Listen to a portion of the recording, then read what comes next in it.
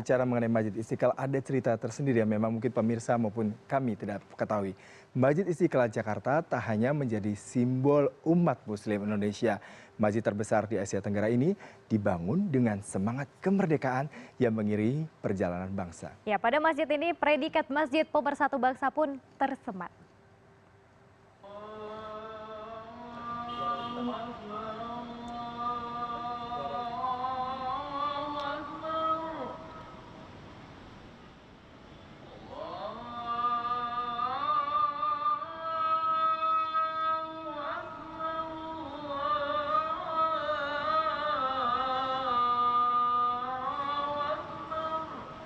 Sejarah bangsa ini tak akan istimewa tanpa kehadiran Masjid Istiqlal, sebuah masjid monumental yang terbesar di Asia Tenggara dan mampu menampung hingga 200.000 jamaah. Masjid Istiqlal dibangun di bekas Taman Wilhelmina di sisi timur laut lapangan Medan Merdeka. Masjid ini mulai dibangun pada tahun 1951 dan diarsiteki oleh Friedrich Silaban, seorang Kristen. Friedrich memenangkan sayembara rancang bangun masjid dan mengalahkan 22 peserta lainnya. Mereka sangat takjub karena ternyata kami jelaskan bahwa arsitek pembangunan Masjid Istiqlal yang begini kokoh itu ialah Silaban, seorang non-Muslim, ya, seorang Katolik, ya kan, seorang Kristen. Mereka sangat kaget, loh kok bisa Kristen membuat gambar masjid? What's wrong? Apa yang salah? Nggak ada. Nah, seperti juga yang pernah terjadi, beberapa banyak ilmuwan-ilmuwan Muslim memberikan kontribusi terhadap rumah-rumah ibadah agama-agama lain juga kan. Jadi Islam itu pembaca umat Islam Indonesia itu pembaca sejarah.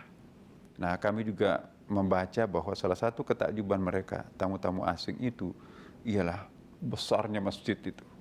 Nah, ini ada masjid seperti ini kokoh, tidak ada satupun kayu di dalamnya, semuanya besi-besi di atas itu kan.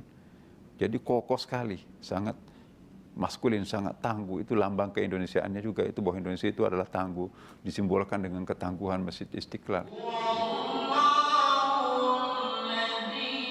Dalam perjalanannya pembangunan Masjid Istiqlal sempat tersendat.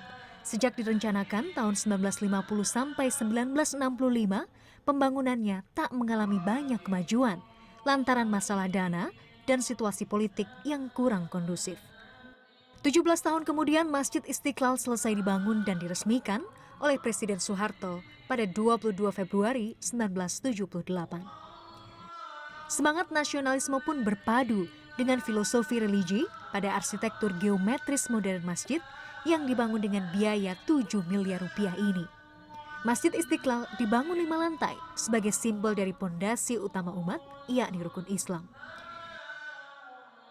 Diameter kubah yang panjangnya mencapai 45 meter melambangkan tahun kemerdekaan Republik Indonesia 1945.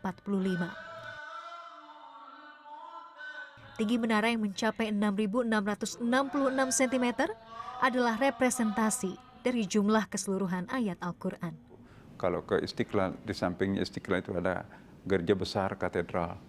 Nah, ini dua rumah ibadah yang besar berdampingan. Itu juga simbol toleransi yang sangat penting di Indonesia. Ini yang sangat mahal. Salah satu faktor yang menjadi pemersatu bangsa ini adalah Masjid Istiqlal itu sendiri. Masjid Istiqlal itu merangkum seluruh golongan-golongan umat Islam di Indonesia. Entah itu Nahdlatul Ulama, entah itu Muhammadiyah, entah itu Al-Wasliyah.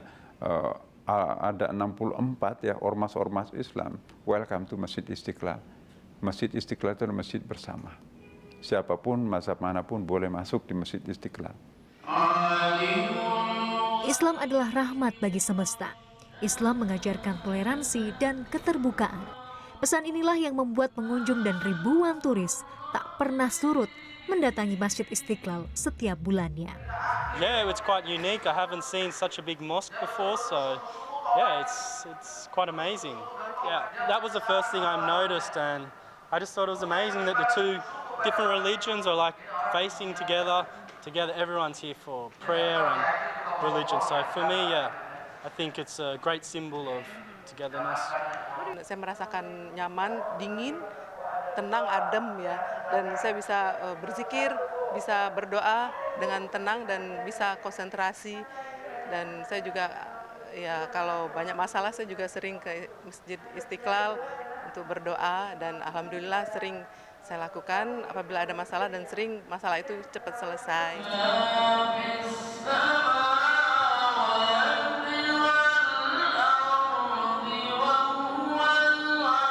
Istiqlal yang dalam bahasa Arab berarti merdeka ini lahir sebagai perwujudan rasa syukur atas kemerdekaan bangsa. Masjid Istiqlal terbuka bagi siapapun yang ingin melihat Islam dan nilai kebangsaan Indonesia saling mengisi. Miladia Rahma, Jakarta.